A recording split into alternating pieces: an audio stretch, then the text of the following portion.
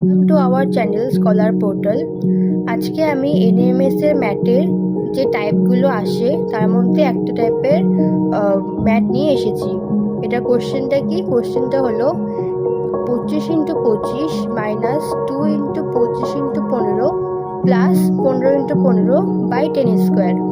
এখানে 25x25 মানে কি 25 square minus 2x25x15 plus 15x15 মানে কি 15 স্কোয়ার বাই 10 স্কোয়ার রেখে দিলাম।